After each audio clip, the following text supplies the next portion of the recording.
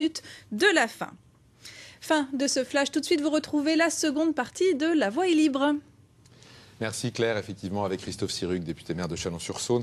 Une question concrète. Vous aviez promis aux Chalonnais, en tout cas annoncé, un multiplex cinéma très attendu. En faisant l'avocat du diable, vous avez eu 5 ans pour faire un cinéma et vous n'avez pas réussi à le faire. 10 ans que la question est posée.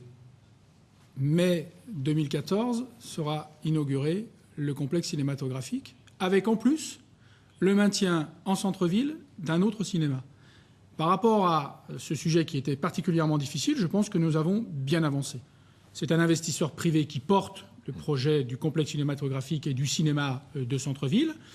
Il a malheureusement été confronté, puisqu'il devait ouvrir au 31 décembre, à une évolution des normes sismiques, puisque les normes sismiques ayant changé, il a fallu procéder à la démolition de la voûte qui sera reconstruite après, donc 6 mois de travaux en plus.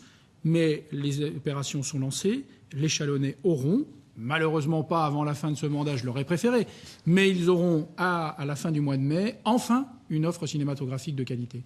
Ce ne serait pas aller plus vite de faire simplement un multiplex dans la banlieue, comme on le fait dans toutes les villes, non, construit en un an, et voilà. Non, nous voulions qu'il soit au plus proche de la ville, qu'il y en ait un au centre-ville, et nous voulions en plus qu'il s'inscrive. On en a un peu assez d'avoir des boîtes, vous savez, des bâtiments qui se ressemblent tous aux entrées d'agglomération et qui finalement détruisent un peu et l'image et le patrimoine industriel de notre ville. Nous avons la chance d'avoir la halle Fraissinet.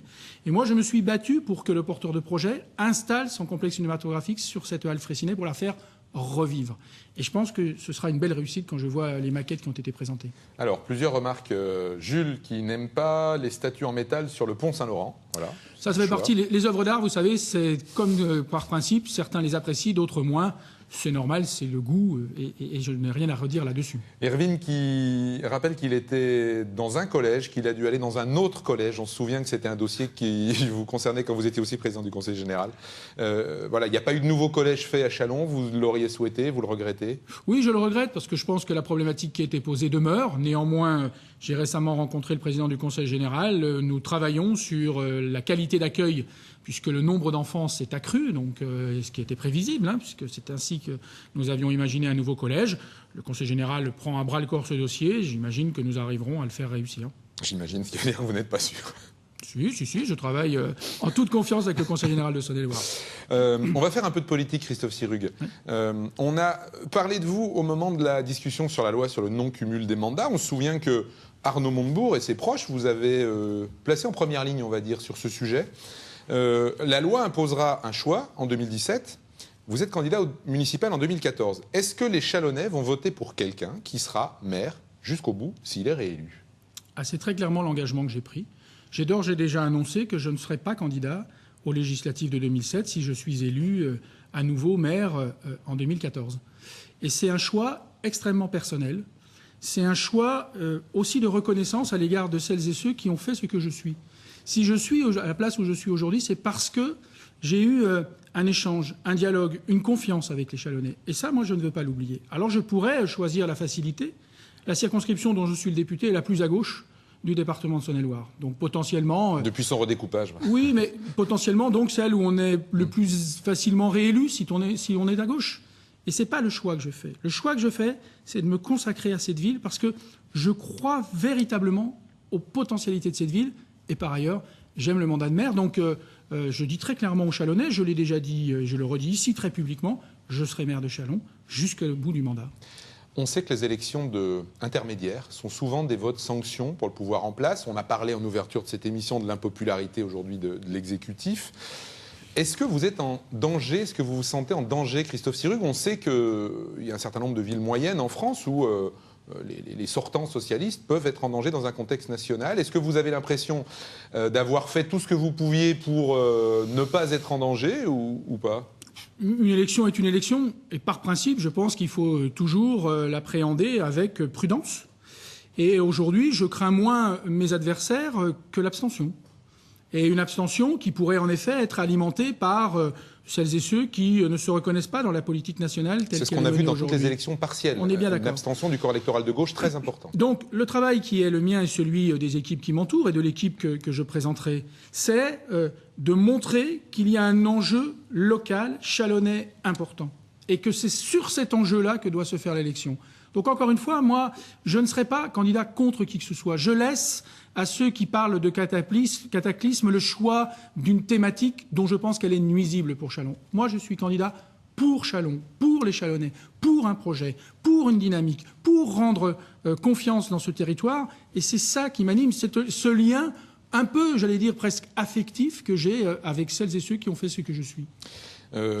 Marine Le Pen, c'était 16% à l'élection présidentielle sur Chalon-sur-Saône. Un certain nombre de spécialistes estiment qu'il y a une centaine de villes en France où le Front National peut être présent au deuxième tour de l'élection municipale. Châlons en fait partie?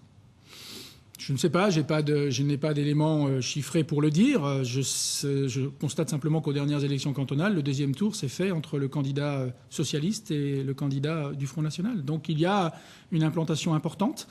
C'est à nous de travailler pour ne pas condamner. Moi, je ne porte pas de condamnation sur ce que votent les électeurs et les électrices. Je dis simplement que les messages qui sont distribués par le Front National ne sont pas une réponse aux problématiques qui sont posées, que c'est à nous de faire dans l'offre du projet municipal des éléments suffisamment convaincants pour que ces électeurs se retrouvent dans ce que nous porterons. De la même façon que nous avions proposé à Gilles Platret de réagir dans cette émission, nous avions aussi proposé à Estelle Arnal, qui devait mener la liste Front National à Chalon-sur-Saône, de le faire. Elle n'avait dans un premier temps pas accepté. On a un peu mieux compris jeudi soir, puisqu'elle a décidé de se retirer de toutes ses responsabilités, on va dire. Est-ce que ça change la donne? Est-ce que le fait, alors là c'est de la politique un petit peu cynique, mais qui est peut-être pas de Front National à Châlons, vous place dans une situation plus difficile, puisque ça peut favoriser l'UMP? Moi je ne crois pas, très sincèrement. Parce que finalement, s'il ne devait pas y avoir de liste Front National, il y aurait la confrontation d'un camp réuni depuis longtemps, puisque je rappelle que le Parti communiste, les Verts, les radicaux de gauche, les socialistes, des gens dits de centre-droit seront aujourd'hui candidats avec moi, et qu'en face, il y a un camp dont chacun a bien compris qu'il s'était rassemblé dans la douleur, et que les mots difficiles et durs qui ont été prononcés il n'y a pas si longtemps, je ne vois pas comment ils auraient disparu. Par ailleurs, il y a une équipe, celle que j'anime, qui veut croire en Châlons, qui s'appuie sur ses atouts, qui reconnaît qu'il y a des difficultés mais veut rebondir, et de l'autre côté, des gens qui nous parlent de déclin, qui nous parlent de négatif, qui nous parlent d'une image qui n'est pas celle de Châlons et des Châlonnais. Il y a d'un côté des équipes, avec moi, qui croient dans les forces qui se mobilisent, les chefs d'entreprise dont je parlais tout à l'heure, les associations de commerçants du boulevard, les associations de commerçants de la rue de la Citadelle, les associations de commerçants de la place de Beaune, celles de la rue du Blé, celles de la place du Théâtre, qui se sont mobilisés. C'est ceux-là que nous, on veut accompagner et soutenir, en plus de tous les Châlonnais qui ont envie de faire des choses. Et de l'autre côté, des gens qui nous expliquent qu'on ne peut plus venir à Châlons, qu'on ne peut plus rien faire à Châlons. Donc voilà, le choix, il sera là-dessus. Et moi, je fais confiance aux Châlonnais. J'ai toujours fait confiance aux Châlonnais. Et je pense que les choses peuvent, en effet, se réussir, comme je l'espère, pour l'avenir de ce territoire. Vous avez parlé de la gauche, avec vous, et puis vous avez dit centre-droit. Ça veut dire quoi? Ça veut dire que vous allez annoncer des ralliements sur votre liste au mois de janvier? Ça veut dire que fin janvier, il y aura peut-être quelques surprises. Un petit peu plus? Non, vous n'en direz pas plus? Non, je me suis donné une stratégie de campagne. Ce n'est pas parce que certains s'agitent que j'ai l'intention de changer le rythme qui est celui de la campagne. Les élections ont lieu fin mars. J'ai adressé une lettre à tous les Châlonnais dans lesquelles j'ai expliqué ce que nous avions fait au cours des 6 ans, le cheminement qui a été le nôtre. Demain, je présenterai une liste qui sera probablement plus large que ce qu'était le spectre que nous occupions avec la liste de 2008. Nous présenterons le projet que nous avons pour ce territoire et pour cette ville. Et puis les élections se dérouleront de manière la plus sereine. Moi, je suis serein. L'électorat populaire avait joué un rôle important lors de votre élection. On sait que c'est cet électorat-là qui, dans les élections partielles, a très peu voté. Vous l'avez mentionné tout à l'heure, l'abstention a été très forte dans toutes les élections partielles. Est-ce que c'est une crainte pour vous? Et là, pour le coup, un électorat qui pourrait vous manquer par rapport aux résultats électoraux. On va se rappeler que vous avez été élu au premier tour la dernière fois. alors qu'il y avait 5 listes. Oui. À toutes les élections où j'ai été candidat, cet électorat m'a été fidèle. Et je ne l'oublierai jamais, je ne l'oublie pas dans les actions qui sont les miennes. Néanmoins, vous avez raison, il y a aujourd'hui une interrogation qui peut exister dans cet électorat-là. Et c'est à moi et aux équipes, à celles et ceux qui seront autour de moi, eh bien d'expliquer le sens de ce que nous faisons, de ce que nous voulons faire. Et je pense qu'une fois encore, ils sauront que nous pouvons être leurs représentants fidèlement aux engagements qu'on aura pris. Vous avez parlé des communistes, vous avez parlé des Verts tout à l'heure. Des radicaux de gauche. Et des radicaux de gauche. Mais vous allez comprendre pourquoi je parlais des communistes et des Verts en même temps. La nouvelle secrétaire des Verts, et puis Jean-Luc Mélenchon en ce moment, on va le dire en étant modéré, tire carrément à l'arme lourde sur le gouvernement. Il roule contre vous dans ce cas-là, et contre les candidats socialistes. Est-ce que ça peut marcher, votre liste, avec tous ces gens qui appartiennent à des partis qui, par ailleurs, nationalement, s'en prennent au parti que vous représentez? Mais il y a des semaines que nous avons trouvé accord localement. Des semaines.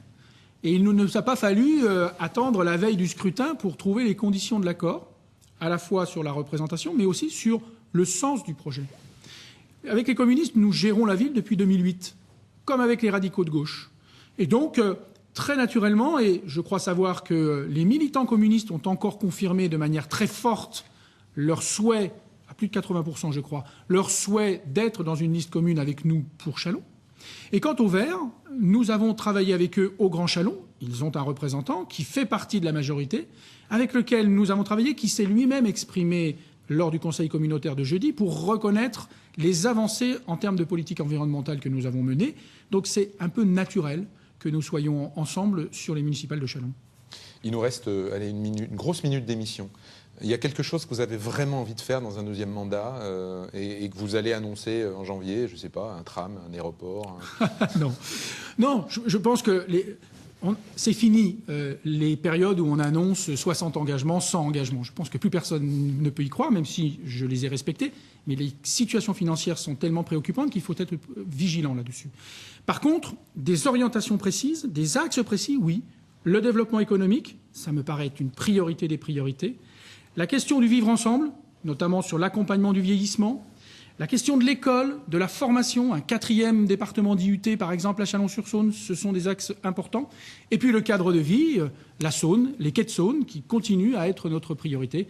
Nous serons sur ces enjeux-là. Il n'y aura pas d'annonce exceptionnelle, mais il y aura la volonté de faire de Châlons une ville agréable à vivre, comme le disent les nouveaux habitants qui arrivent. Merci Christophe Sirugue. Merci. Il nous faut arrêter cet entretien. C'était la dernière Voix est libre de l'année 2013. Merci d'être venu sur ce plateau. Merci à tous pour votre intérêt. On se retrouve l'année prochaine. Bon week-end. Au revoir.